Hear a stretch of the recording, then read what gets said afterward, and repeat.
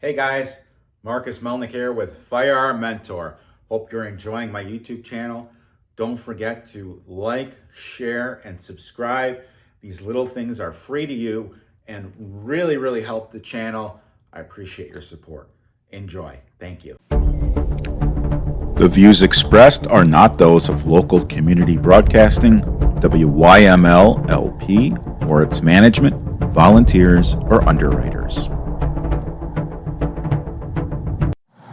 Greetings and welcome back to the Personal Safety Show. This is Marcus Melnick from Firearm Mentor and Stress to Logic, your host, and we are continuing the conversation with John Goodman, who's running for senator in Illinois. I just made the joke that maybe if we got more voter engagement from Republicans, that we could overpower the Democratic voting machine where deceased individuals are actually voting. But it was said in jest. So we're going to continue that conversation right now. Whether there is or is not voter fraud in Illinois, let's just go and take that out of the equation. Let's just say that if people actually showed up in the last election, whether it be the last election was consolidated, but the one before that, the last major election, everything would have been red. In fact, if you look at the numbers, Trump got more votes than Pritzker, so Pritzker didn't have to be our governor again. If people would have actually just voted down ballot. You've already talked about how you've reached out, or the Jewish community's reached out to you, or you've reached out to them, or you met. What other communities, however that all worked out, what other communities are you involved in and trying to create relationships is what I'm trying to get at. Well, I'm always trying to build bridges. So I've been active in talking and participating in events with Chicago Flips Red, and most everyone knows them because Trump called them the ladies with the red hats. Then Pastor Brooks, Corey Brooks, has Project Hood. He's walking across America right now. I flew up to New York on the 1st and walked the first day with him. I'll fly back out to D.C. And walk across D.C. with him the 20th through the 24th. Wow. And then Blexit, I love Blexit, Black people exiting the Democratic Party. They're actually part of Turning Point USA. And I try and get involved with them as well. The hardest nut to crack has been the white suburban housewife. They typically are the demographic that is the most woke. And I'll give you an example of the mentality that I'm trying to I guess talk and negotiate with whenever I speak to that. So for instance, District 211, one of the niches that I do is I'm trying to combat men and women's spaces in men and women's sports. And there's a backstory behind why I do that, but District 211 had a 6'4" biological male playing on the girls volleyball team. Wow. Freshman volleyball team. And so I went and I spoke out against that, and I was the only real politician that was there, and I got a lot of backlash. I was called a bigot and this, that, and the other. It's not about point of view. It's about safety. Right. My goodness. And I compared it, and it sounds like hyperbole, but it's factual. It's like letting a grown man play pee-wee football because you're putting someone who has more muscular development, more athletic prowess, and is physically larger than these other people. And so the woke left, they were saying, well, there's been more injuries on cis playing volleyball. You're right, because there's more cis on cis playing volleyball together. But what are the extent of the injuries? Right. I'm not talking about numbers. I'm talking about severity. Right. And then the mentality, though, that I'm dealing with when I talk to these people, and I'm not trying to bash anyone, but someone came up to me afterwards and they said, well, trans people have been around for thousands of years. I said, well, so is mental illness. And they said, well, do you believe Bruce Jenner should have to get back his medals? And I said, no, he was a dude competing as a dude.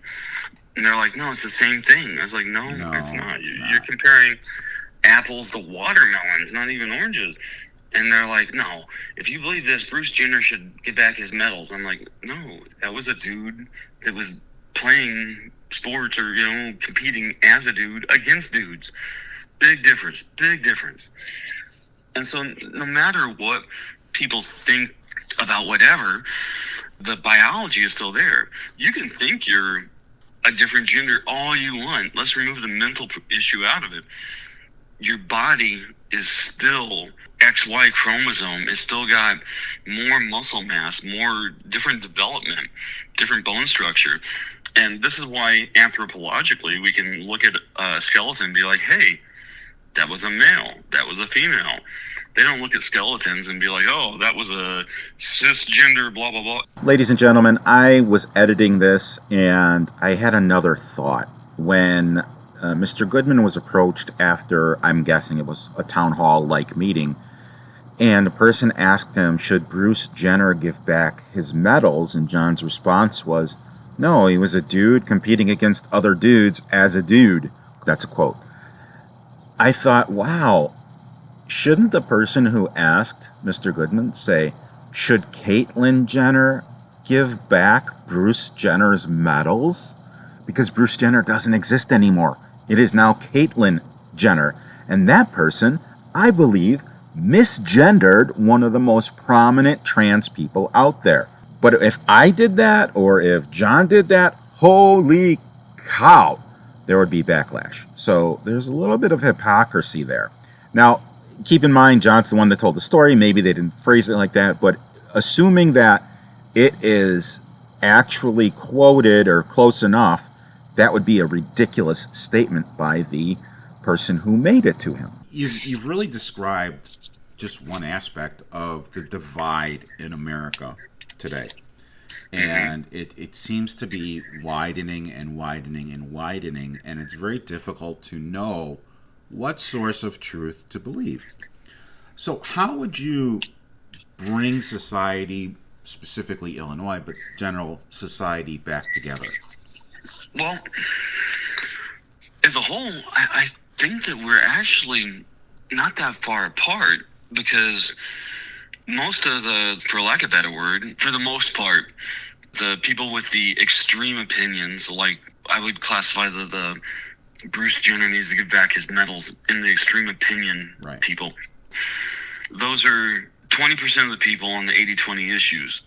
The rest, right. most people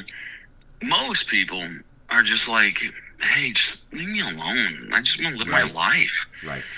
And so when talking to regular people, as a regular guy, most people are willing to hold this conversation. And they can agree to disagree, or they can be like, oh, hey, yeah, I never thought about it that way. And sometimes someone will get me. I'll be like, oh, yeah, that's actually very thought-provoking. I never looked at it from that point of view. But most people are actually willing to have some sort of open dialogue. And that's why Charlie Kirk was very successful. But it's the 20% that seem to be the loudest, most annoying, and most repugnant. I would completely agree with that. One of the societal things that I think creates division or perceived division is law enforcement. Does law enforcement need to be reformed, and if so, how? So, I personally think that there needs to be a little bit of law enforcement reform, but I don't think it's as bad as people think. So, from being a cop for 12 years and then being, I guess, a regular citizen for, I guess it's been about 15 years. Holy cow. I would say that there are things that can be done to help both police mentality and police effectiveness. And I think that it needs to be done both within law enforcement and within the community. Defunding the police is not one of the things that we need to do. We need more training, we need more community outreach, and we need the community to better understand what police go through. But I think police also need to understand so they can get a view from the community's eyes as well. I think that whenever there's any type of bridges built like that, you get the community buy-in as well. so that we can make cops heroes again instead of bad guys. Let me tell a story. I worked for the Glencoe Police and Fire Department, and part of Glencoe is concentrated with African Americans. And it's not well known, but there's a black church, and I've gone to a service there. It's very interesting culturally. And we had a cop, and this cop was Caucasian. He happens to have partly African American grandchildren. So he's in the culture. He's in the black culture. And there was an elderly African American woman whose car broke down. And he was patrolling. He happened to come upon her, and she wouldn't talk to him. She wouldn't roll the window down. She wouldn't interact with him. And he's trying to help her. Do you need a tow truck? Do you need to make a call? Like, he's trying to really, really help this person. And the light bulb went on in his head, and he called and I'm going to mess up the title, reverend or minister from the black church, to come to the woman's car so that he could tell the woman, yeah, this guy's okay to talk to. And then he was able to help them. I just thought that was a phenomenal example of what you just described, where the community comes together with the police to actually help people. And no one got hurt or injured. It wasn't like that. It was a small, I'll call it a good deed. So, yeah, and I think that, one, because of funding and because of demonization of police, that police don't have the staffing to actually do as much community outreach as they once did. I think that also because our police hands have been tied a lot because of the Safety Act, and don't even get me started on that. There's more demonization that's readily available to cherry pick now because of the Safety Act. Right. Yeah, I'd say the only good thing that came out of the George Floyd era stuff is the body cams. But, right. I would agree with that. John, it's been an absolute pleasure to have you on the show. I'm not in your world, so maybe I didn't ask you something that I should have asked you. What final thoughts can you offer, or is there a topic you'd like to discuss that I didn't bring up? Whenever I go and give my speeches everywhere, everyone always asks, how'd you get your start, and what are your top 3 issues? Where I got my start, I told you that with the DePaul University thing, and afterwards I was part of the senior leadership with the Chicago Jewish Alliance. But I also tell a personal story that actually drives me. See, my son came to me Christmas Day 2019, and he told me, "Hey, Dad, I got something to tell you. You promise not to kick me out of the house?" I said, "Whoa, I'm not going to kick you out of the house, bub. What's going on?" He said, "Well, Dad, I'm a trans lesbian." I said, "Whoa. Okay, first off, I love you. Merry Christmas." Great. Second, I don't know what to do with that. Third, let me grab a drink. Let's sit down and talk. So I did, and we did. He wanted to go see a mental health provider. Okay, we did that. They just reaffirmed that identity. But fast forward, to make a long story short, he ran away a little over 2 years ago. He ran away because someone on Reddit, and I'm sure you heard that the Reddit, Twitch, Steam, and Discord, where the Charlie Kirk shooting was plotted out and whatever, that's what indoctrinated my son. And he was told that if you live in a homeless shelter in Minnesota for 2 years, that they'll pay 100% of your transition for free. Now, I don't know if that actually happens, but that's what he was told. That's what he believed. So that's what he did. And so I got a call. He ran away. I got a call from my ex like 3 days later. He's living in a homeless shelter? I did not. Well, apparently they'll pay for his transition. So I found out he's had 2 surgeries now. Oh, okay. So my thing is I tell people the woke left stole my only son. And I want to make damn sure it doesn't happen to anyone else's kid. See, I didn't know it was as prevalent as what it is. I thought it was just me. And everywhere I go, I give the same speech. And usually at least two people come out of the crowd and talk to me. The smallest group I've ever talked to was 6. The biggest was like 300 something. At least 2 people say, "Hey, that happened to me, my family, my niece, my nephews, my kids." And they say, "I thought I was alone in this." And so people are understanding now they're not. Also, it's happening in our schools. For instance, I was out in a very rural part of Illinois, so small that it had a county middle school. And one of the administrators came up to me and said, we have a 24% trans rate in our school. Wow. That's insane. So people don't understand, parents don't understand what we are teaching our children. Someone came up to me the other day and told me that their 6-year-old got sent home because he kissed another boy on the mouth, and he asked him, where'd you learn this? He said, oh, it's in our books in the library. Mm-hmm. They have books that are indoctrinating our children. And don't get me wrong, if you're gay, be gay. If you're a grown man and you want to wear a dress, fine, whatever. But keep your hands off our kids. Right. So, I don't disagree with that. And that's one of the big things that I'm fighting. Okay. Very cool. Let me ask you this, and again, I'm going to reiterate, I don't want to traumatize anyone. The term trans lesbian, I'm trying to wrap my head around that. Does that mean that you're, and again, the pronouns screw me up every time, son/maybe daughter? I always use original pronouns to keep things less confusing. Okay. And the woke crowd gets mad at me and tell me I'm misgendering, and I tell them, well, I thought gender was fluid. Anyway. Oh, thank you. You just gave me a good one-liner. Does that mean that your son is attracted to women but wants to be a woman? That is correct. Okay, so I interpreted that correctly. It's not a term I'm familiar with or I've heard before. I was in the same boat Christmas Day 2019. Right. So what do you need for your campaign? And I'd love for you to share your contact information, website, social media, how people can get a hold of you. What are your current needs? So with any campaign, especially one, since I am an average guy, I'm not a millionaire, I openly ask for help because I put 2,000 miles a week on my car, and that costs money, especially with Pritzker's gas taxes going on, right? Right. So if you go to my website, www.goodmanforillinois.com, all spelled out, there's a button up there to donate. I ask people, you know what? You can feed a starving kid in Africa for $5, or you can help change your country for price of a Starbucks. Go and do like a $10 monthly recurring donation. Trump's average donation was $40.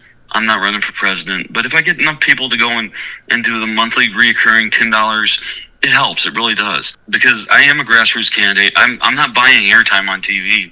Pritzker and all his billionaire buddies have bought all that up. Me, I'm going out and I'm actually meeting people and talking to people. Money, FaceTime, word of mouth, tell people. If you like what you heard, go and like I said, bake a Jell-O mold with the fruit in it like 1964 and tell your neighbor. If you don't, you can feel free and call and yell at me too. I tell everyone, here's my number, 312-522-9386. I'll say it again, and I gave it on NPR a couple weeks ago. He was like, are you sure you want to do that? Yeah. How can I legislate if I don't know what you need? 312-522-9386. And you know what? I probably will not answer, but I will get back to you as soon as I can, because normally I'm at an event or on my phone. But I will get back to you as soon as I can. Now, I did have some dude call me at midnight yelling at me about Trump bombing Iran.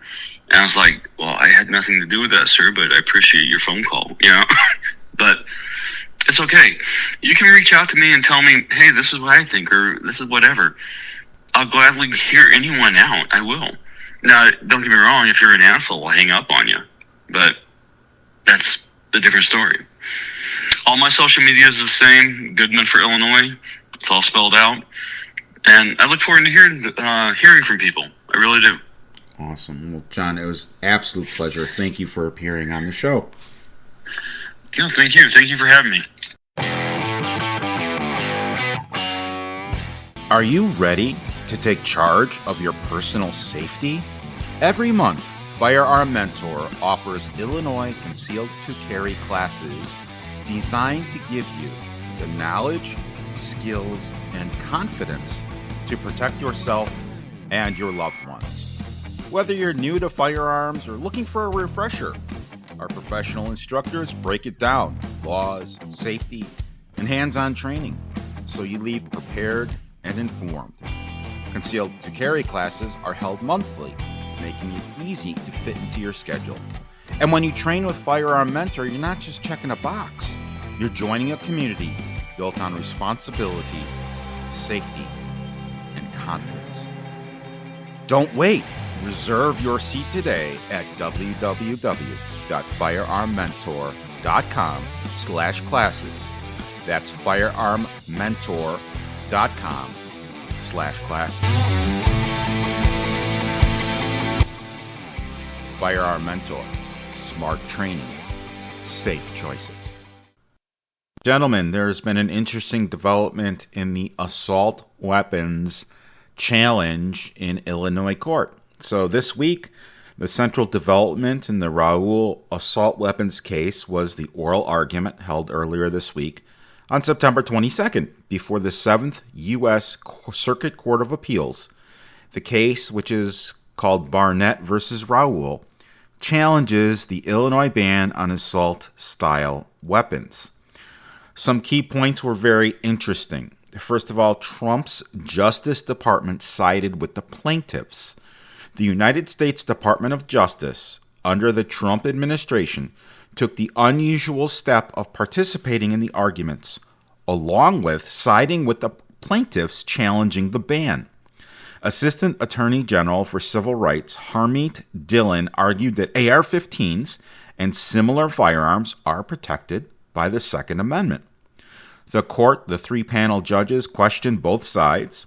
During the hearing, the appeals court judges, including Judge Frank Easterbrook, who previously upheld the ban, questioned attorneys on both sides. One judge challenged the plaintiff's attorney on the use of these weapons in mass shootings.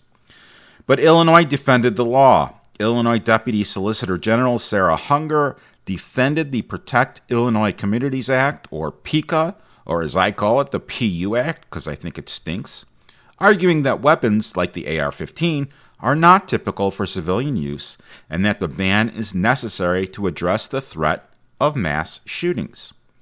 The appellate court is considering whether to uphold a November 2024 ruling by U.S. District Judge Stephen McGlynn, who found the law unconstitutional.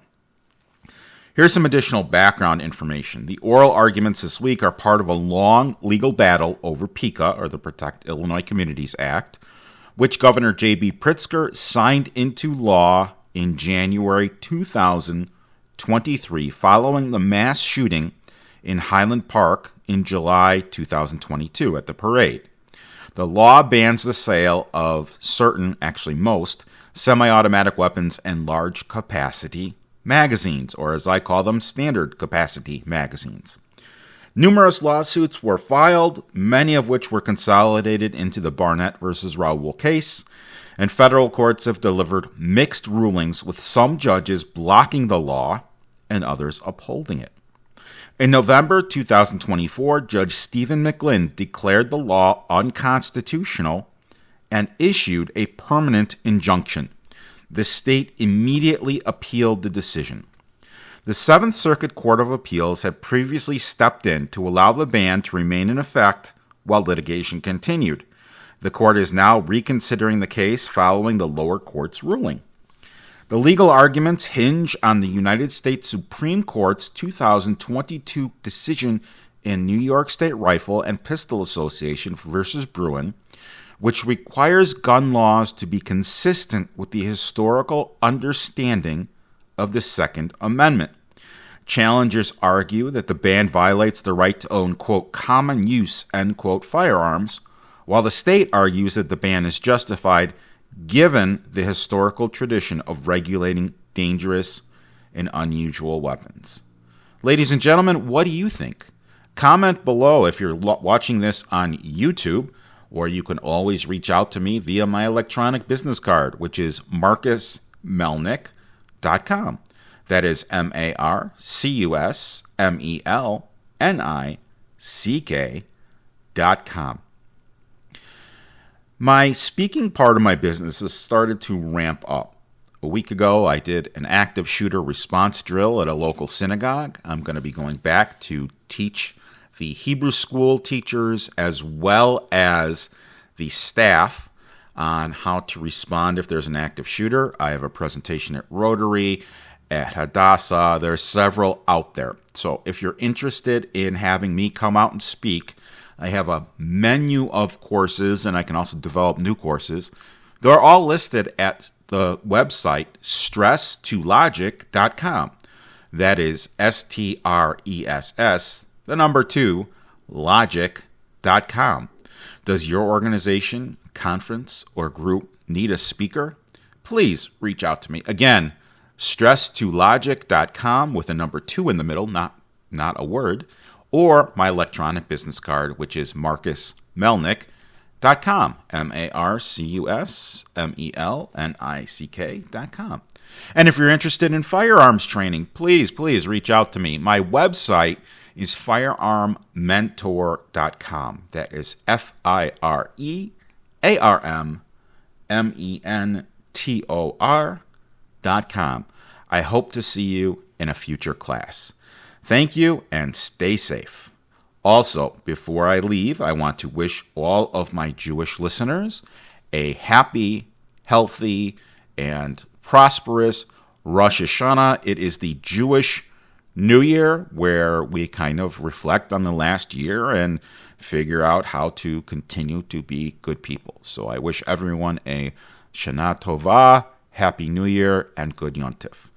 For the next week and for the rest of your lives, please stay safe. Thank you for listening.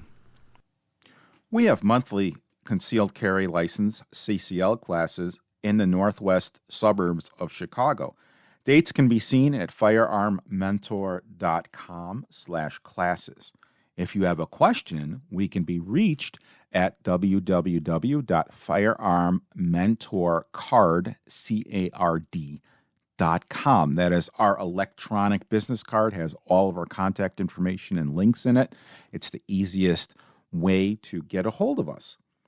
Until next time, stay safe out there, and I'll see you at the shooting range. This is Marcus Melnick from Firearm Mentor signing off. The views expressed are not those of local community broadcasting, WYML LP, or its management, volunteers, or underwriters.